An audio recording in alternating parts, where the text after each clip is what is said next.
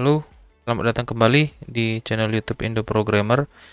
Nah, di video kali ini kita akan membahas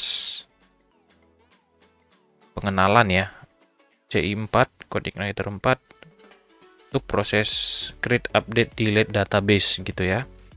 Gunakan CI4 ataupun CodeIgniter 4. Nah, pertama-tama kita buat dulu ataupun kita download dulu instalasi ataupun library yang dibutuhkan dalam CodeIgniter 4 gitu ya. Jadi saya search di Google ke website resmi CodeIgniter-nya.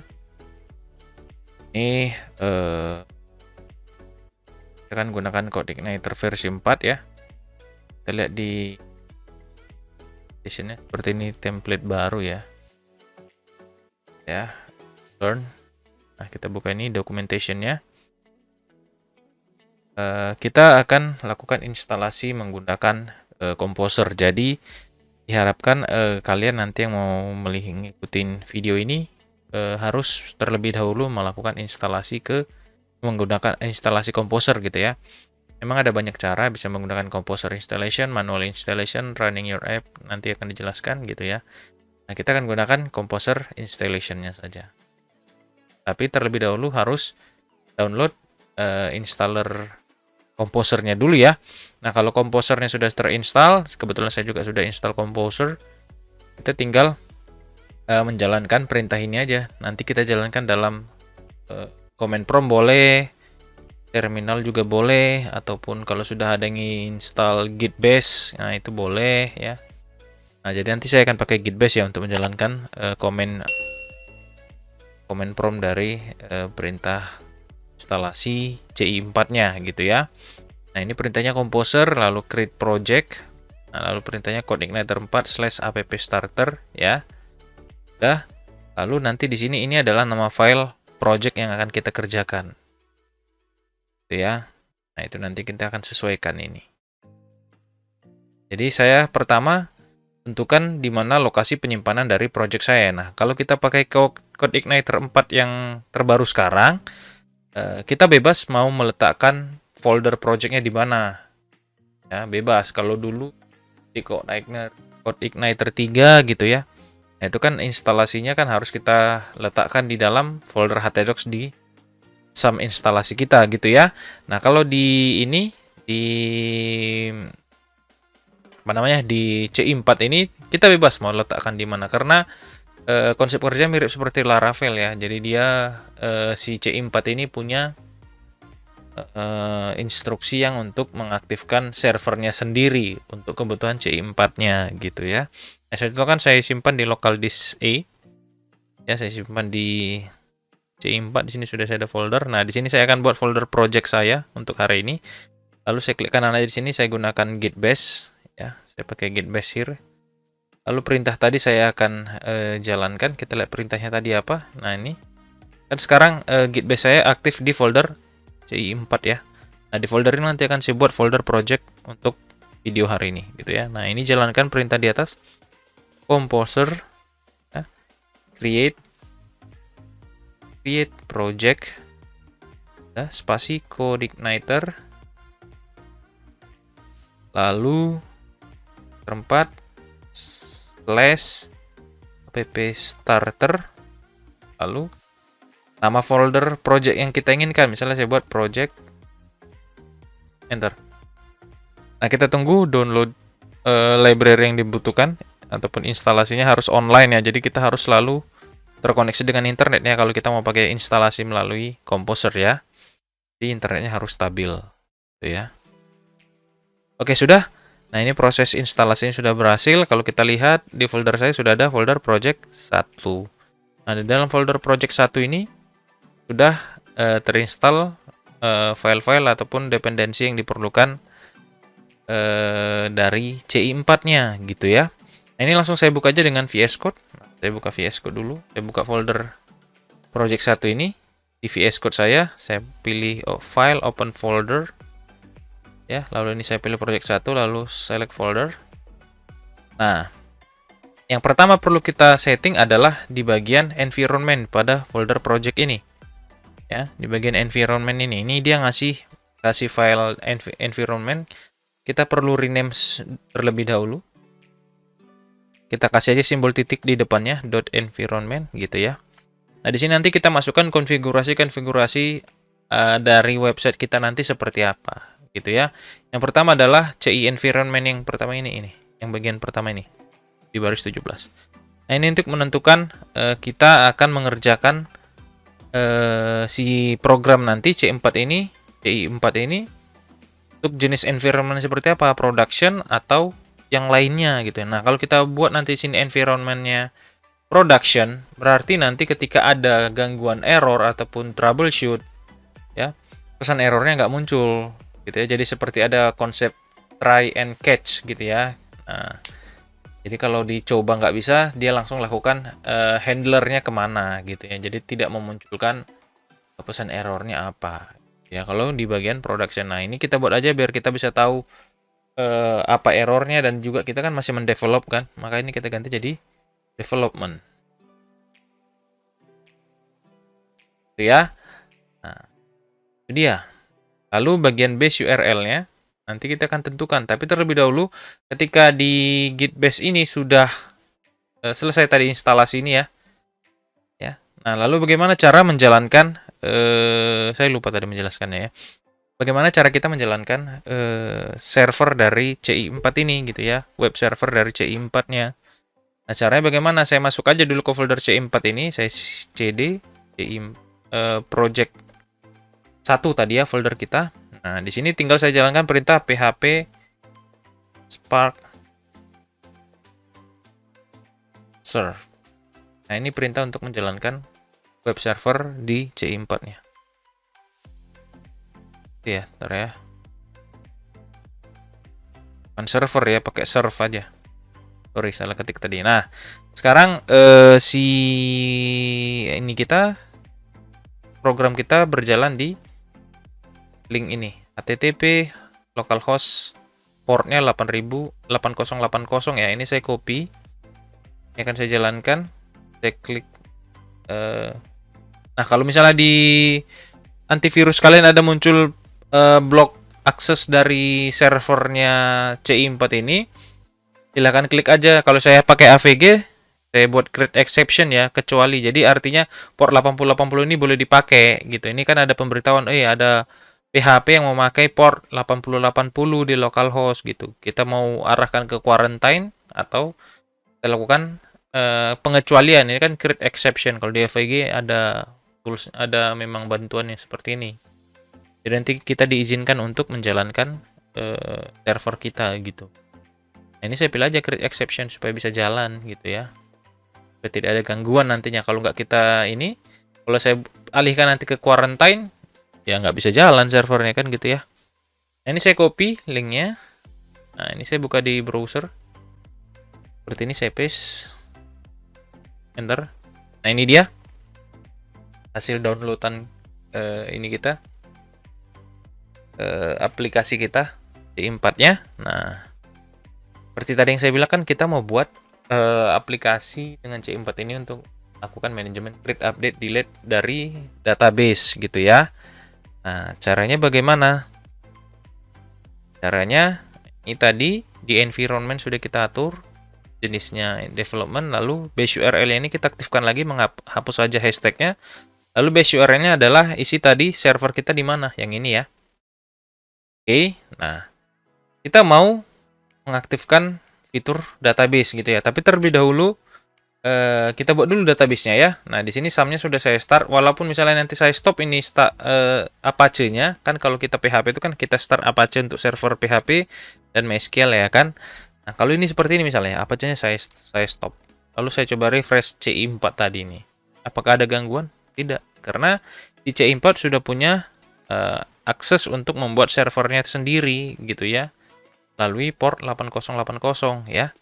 Jadi aman, tidak terganggu dengan Apache yang ada di SAM ya, karena di Apache SAM itu pakai port 80 gitu ya. Ini kan dia port yang dipakainya 80 sama 43 kan. Nah, sekarang saya mau buat database-nya dulu gitu ya. Ini saya aktifkan MySQL dan Apache-nya, saya buka MyAdmin-nya. Ini seperti ini. Saya buat database baru misalnya DB DB latihan gitu aja ya. latihan CI4, misalnya seperti itu. Saya create, kita buat dulu database-nya ya beserta tabel-tabelnya ya. Nah ini latihan C4, saya buat tabel baru namanya users, misalnya seperti itu. Karena tabelnya hanya ada tabel user saja ya. Kita coba seperti ini. Lalu ID users, di sini fieldnya masing-masing kita tentukan. Nama users,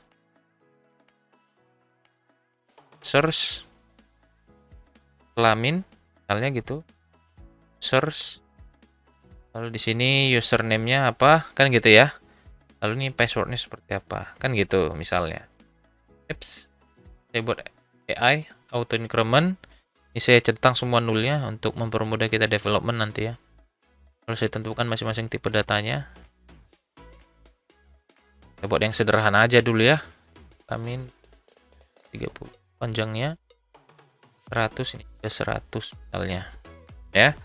Lalu saya save. Nah, di sini sudah ada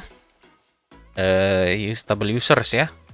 Nah, berarti sekarang kita sudah punya database dan tabel ya. Nah, sekarang kita hubungkan C4 kita dengan database DB latihan C4 ini. Caranya bagaimana? Ini saya close aja dulu sumnya. Caranya adalah di bagian environment tadi, file env-nya ini, yang di bagian ini database ini kita aktifkan. Pokoknya saya aktifkan, kita hapus hashtagnya. Nah, ini kan dia konfigurasi ya. Hostname dari website kita nanti apa? Localhost, database kita kan localhost ya hostnya. Nama database yang mau kita pakai apa? Apa tadi? DB_latihan CI4 gitu ya. Nah, username dari database kita apa? Root. Pakai password nggak? Kalau nggak ada, kosongkan saja. Lalu save. Udah, segampang itu aja env-nya. Apa yang mau kita gunakan ya. Oke, nah. Kalau kita lihat di sini sudah ada, sudah aman ya. Lalu kita tinggal mengatur controller ya kan, routes-nya ataupun models-nya nanti seperti apa, ataupun view-nya seperti apa gitu ya. Nah, itu semua berada di dalam folder app. Mulai dari konfigurasi itu sudah terhubung dengan file env ini ya. File env ini untuk yang berisikan konfigurasinya. Jadi kita nggak perlu lagi lakukan config di sini. Cukup nanti si file folder config akan ngecek apa yang ada sudah di dalam, apa yang ada kita tuliskan di dalam env-nya gitu ya. Jadi kita nggak perlu repot-repot lagi konfigurasi. Kalau CI3 kan kita harus config dulu auto load-nya apa, library helper-nya apa gitu ya. Nah, di sini cukup dipermudah. Kita tinggal mengatur controllers-nya seperti apa, models-nya seperti apa, view-nya seperti apa. Gitu ya. Nah, kalau bagian routes-nya itu di mana? Routes-nya itu berada di dalam folder config. Nah, ya. Nah, routes-nya ini dia sudah jelaskan routes default-nya itu berada di home ya. Jadi default controller yang digunakan dari C4 ini nama defaultnya adalah home controllers-nya. Kalau kita lihat controllers di folder controllers adakah folder file home? Nah, ada ini ya. Jadi routes-nya itu menganggap default root dari aplikasi kita ini adalah home gitu ya.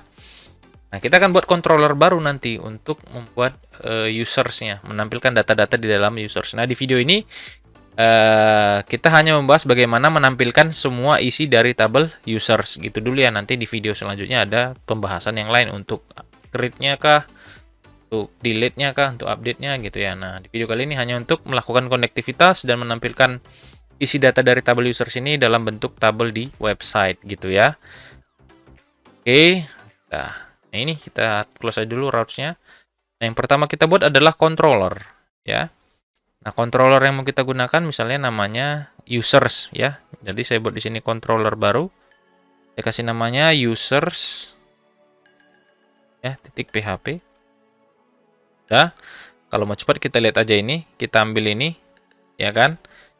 Copy, lalu di sini saya paste, saya ganti namanya di sini. Sesuaikan dengan nama file PHP-nya tadi users. Ini ya.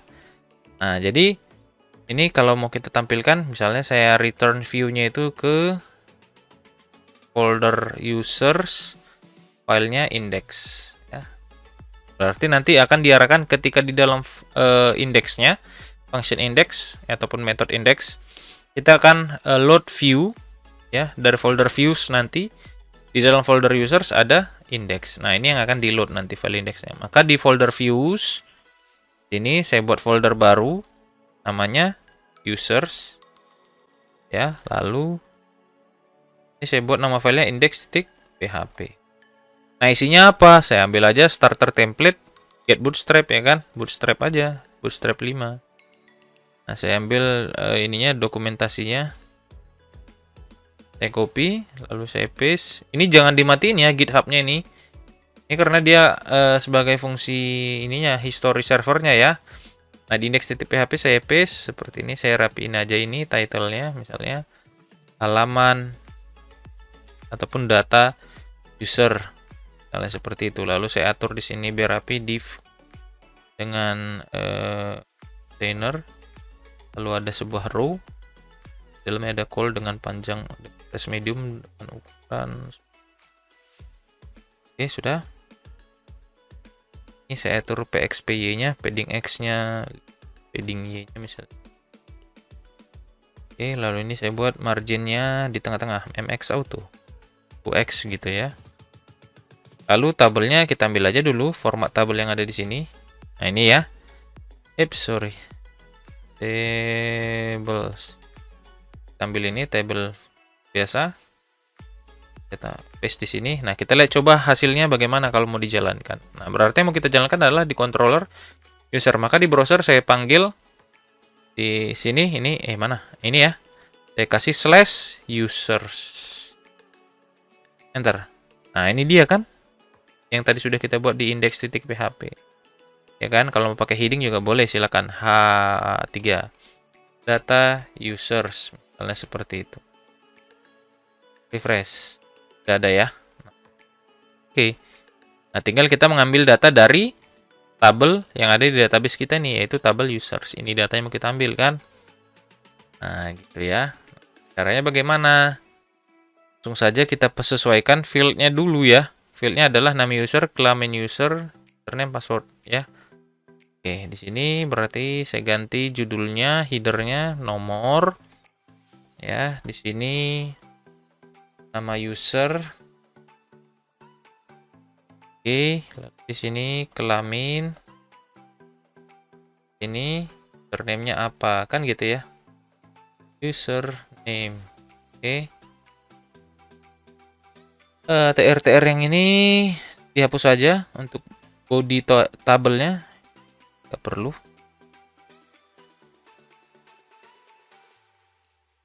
Ya, nah sudah kita hapus. Bentar ya. Oke.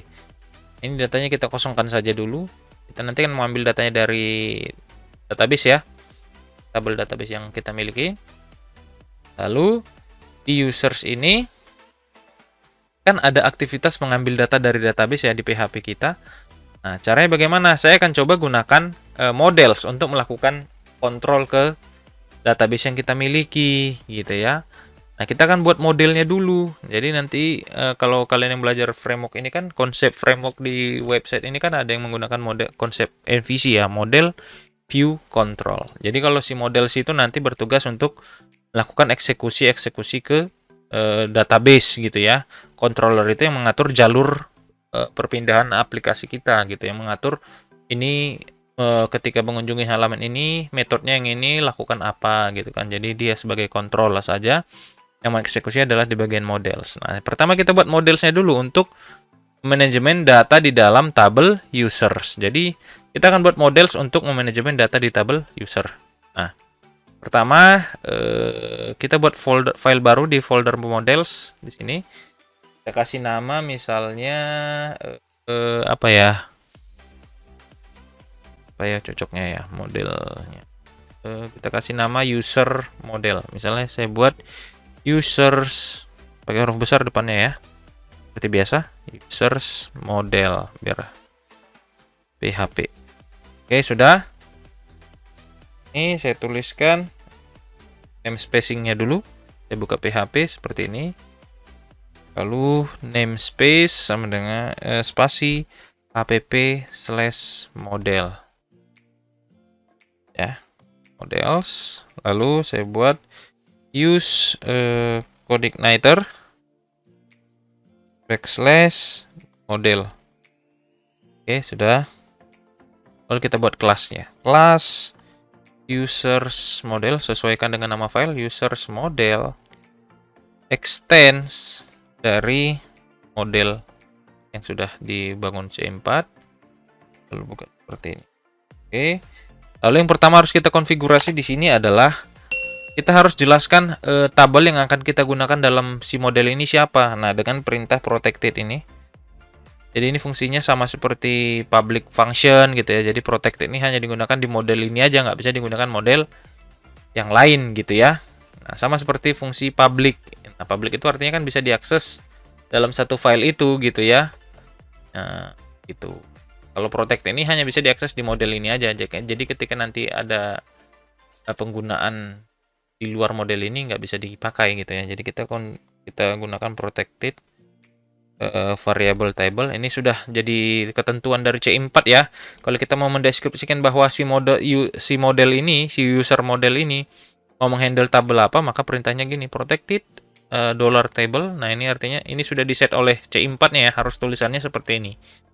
Kita tuliskan di sini tabel yang kita inginkan. Tabel apa itu yang mau dihubungkan yang dikontrol oleh si model sini? Tabel users kan gitu ya. Nah, lalu juga kita bisa tentukan primary key-nya siapa gitu ya. Nah, boleh. Lalu kita jelaskan protected $P-nya huruf besar, ini sudah diatur enggak, dolarnya P-nya huruf kecil, primary key-nya huruf besar. Itu kita coba aja ya. Lalu tuliskan primary key-nya siapa? Primary key-nya adalah ID users. Itu ya, titik koma. Oke, lalu selanjutnya adalah field apa saja yang bisa diakses nanti oleh si model ini. Maka kita tambahkan lagi protected allow field ya. Sama dengan buka array, pakai array gini. Nah, kita tentukan field apa saja yang nanti yang akan dikelola oleh si model ini untuk melakukan proses apapun itu, menampilkan, create, update, dan delete. Nah, karena ini ID usernya adalah auto increment, maka yang kita kelola adalah nama user, kelamin users, username, dan password. ID user nanti kan akan otomatis tercipta sendiri ya ketika kita masukkan data baru gitu ya. Oke, nah maka di sini kita tuliskan field-field yang mau kita manajemen. Pertama adalah nama users, ya, lalu kelamin users, lalu username, juga password. Oke, ya. Selanjutnya adalah kita buat sebuah function, sebuah metode ataupun function untuk menampilkan datanya nanti ya dengan perintah public function seperti ini, get user, misalnya namanya itu ya, users, misalnya nama functionnya itu. Oke, lalu kita buat di sini return, perintahnya apa? Nah, jadi di query builder-nya cukup simple nih. Kalau kita menggunakan models di sini ya, di C4 ini, kita tinggal masukkan perintah return untuk mengambil data semua di tabel yang kita gunakan tadi, yaitu tabel users ya. Maka perintahnya $this. Lalu kita tuliskan aja di sini find all. Sudah. Jadi nanti dia akan mengakses ke tabel user, dia ambil semua itu field-nya. Data-data yang ada di setiap field di tabel users. Sudah selesai. Lihat ini aja, kalau di C4 kan dia query builder-nya kan jadi seperti ini kan. Return this kan gitu ya, db kalau nggak salah seperti itu. Get kan gitu ya, baru kita jelaskan nama tabelnya siapa, tabel users. Misalnya mengambil data keseluruhan kan. Kita tentukan di sini result misalnya gitu. Ya kan? Nah, ini di di CI3, C4 nggak perlu seperti ini lagi, langsung aja seperti ini. Return this di sini menyatakan bahwa tabel yang sekarang digunakan siapa? Tabel users. Oleh si model ini siapa? Tabel apa yang digunakan, yaitu tabel users. Lalu masukkan row functionnya find all. Jadi ambil semua itu data-data yang ada di tabel user gitu ya. Itu sesimpel itu aja. Nah, sekarang kita kembali ke si controllers kita di sini, controllers users, ya kan? Nah, kita mau menghubungkan si controller users ini dengan model yang ini, users model sini. Caranya bagaimana? Tinggal kita tambahkan di bawahnya ini use Nah, panggil nama model tadi. Nah, perintah app // models ya, models / nama file models tadi, users model. Udah. Coba lihat lagi ya, nggak pakai user ya, use app models kan. Udah, lalu panggil nama file models kita tadi ya. Baru di bawahnya ini sebelum index kita tambah sebuah konstruktor ya, ataupun construct public function ya, function underscore 2 kali construct ini ya. Oke, lalu di sini kita jelaskan bahwa this user models source model ini dengan deklarasikan objek ya, new users model. Jadi nama objeknya kita buat user model ya, merupakan objek dari user model yang ada di sini. Saya sudah dapatkan ini gitu ya, biar gampang nanti kita menggunakannya. Jadi ini sebuah objek ya, ini objek yang kita gunakan. Oke, lalu di sini kita tuliskan aja perintahnya supaya si objek ini sebagai penghubung controller kita ini bisa mengakses eksekusi yang ada di dalam users models yang ada di sini. Nah, di sini saya gunakan perintah, saya buat sebuah variable array dengan nama indeksnya adalah users misalnya ya. Lalu isinya adalah mengakses yang ini. Di user model kita mau coba akses ini untuk menampilkan data keseluruhan di tabel users. Nah, perantaranya adalah controller ini. Bukan controller, objek yang ada di sini. Tadi saya tuliskan this, ya kan? Users model, ya kan? Langsung seperti itu aja. Saya panggil apa? Function yang di dalamnya ini siapa? Ini kan get user kan? Maka di sini get users atau users, ya kan? Buka kurung, tutup kurung. Di koma. Sudah selesai. Lalu di sini kita sisipkan ada beberapa data array, yaitu variable data. Ketika nanti di load file index.php di dalam folder users yang ada di views, gitu ya. Nah, jadi ini penghubung kita nanti antara dengan model yang ada untuk memanajemen tabel user, gitu ya. Jadi ini nama objeknya untuk pengatur ataupun berfungsi sebagai penghubung antara users models dengan controller users ya, makanya di sini.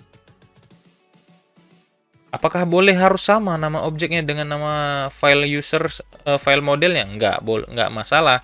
Terserah kalian mau buat di sini nanti namanya apa gitu. Yang penting nanti kalian bisa hafal. Misalnya kalau saya buat user aja boleh user. Ya kan? Ini tinggal saya kan gini, ya. Gak ada bedanya ya.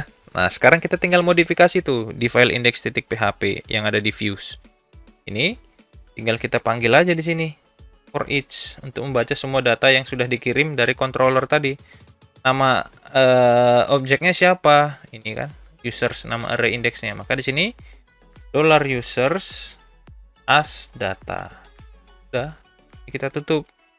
Karena kita kan mau mengulang tr kedua ya, baris kedua ya.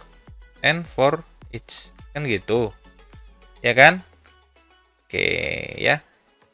Tapi di sini kita tambah aja variable nomor 1 ya. Ini kita tambah nomor increment ya. Ini sudah. Oke, seperti ini kan, rapi ya. Oke, cara kalian bagaimana cara merapikannya ini? Saya buat gini. Oke, nah di sini tinggal saya panggil si variable nomor ini ya. Lalu selanjutnya di sini untuk nama user, maka di sini saya tuliskan ini pembukanya variable data, indeksnya apa? Sesuaikan dengan isi indeks array-nya, sesuaikan dengan nama field yang ada di tabel users, yaitu nama users. Ini nama users. Oke. Lalu di bawahnya apa? Untuk jenis kelamin sama seperti tadi. Data indeksnya apa? Lamin users. Lalu ini username-nya.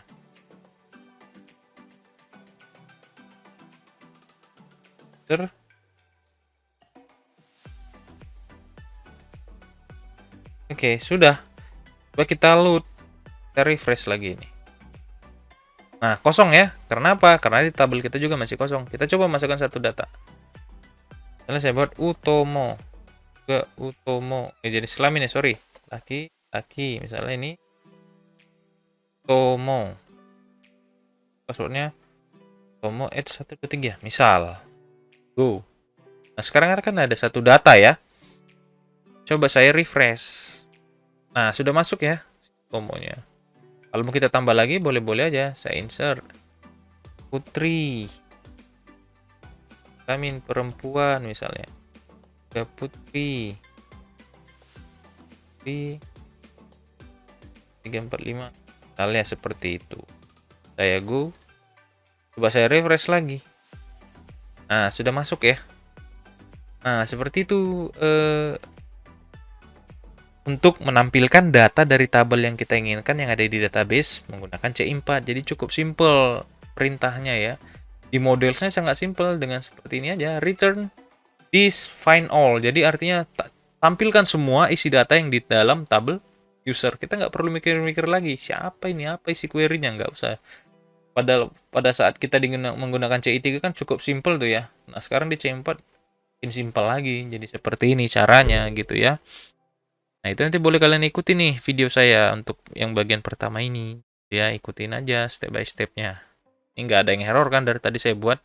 Nah, mungkin kalau kalian kerjakan dengan teliti juga pasti nggak akan ada error gitu ya. Nah, inilah yang bisa saya berikan di video pertama ini. Untuk melakukan konfigurasi ya, mulai instalasi CI4-nya, melakukan konfigurasi environment, ya kan. Lalu mengaturnya semua ini ya, konfigurasinya, dan juga buat controller, membuat view, membuat modelsnya. Ingat ya, models itu yang bertugas sebagai pengelola dari tabel yang akan kita gunakan. Jadi nanti semuanya eksekusinya itu create, update, delete, dan menampilkan itu tugas dari si model. Controller hanya bertugas melakukan kontrol. Ya, si file ini, perintah ini mau diambil dari mana modelsnya kan seperti itu. Ini tadi kan. Lalu isi modelsnya itu dikirimkan ke index.php. Lalu ada juga terlampir variabel data yang berisikan semua data dari tabel users gitu ya. Nah, itu saja yang bisa saya berikan di video kali ini. Jangan lupa di like, komen, share bagi teman-teman yang mau belajar C4. Juga jangan lupa di subscribe channel YouTube Indo Programmer ya. Itu saja, silakan tunggu video selanjutnya untuk materi belajar C4 ini ya. Terima kasih.